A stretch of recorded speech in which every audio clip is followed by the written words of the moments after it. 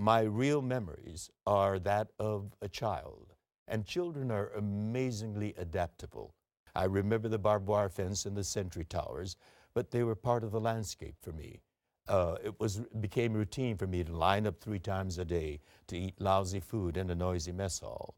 Became routine to go with my father to bathe in a mass shower and begin the school day, ironically now, with the Pledge of Allegiance to the flag. I could see the barbed wire fence and the sentry tower right outside my schoolhouse window. And you're pledging allegiance.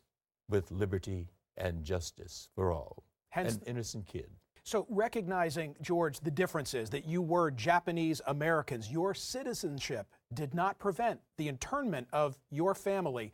Do you nevertheless see parallels in the conversation today in the presidential race to what you went through? Absolutely, What are they? Well, to characterize all immigrants coming from south of the border with that broad brush as criminals and rapists is the same thing that happened to us. You talk about Donald Trump. Donald Trump.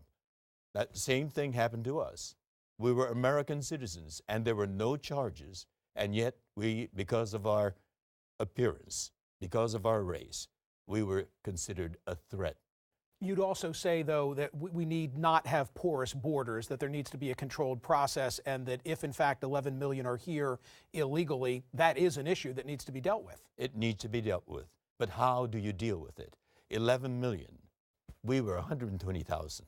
And the effect on not only Japanese Americans who were interned was disastrous, obviously, but what it did to America.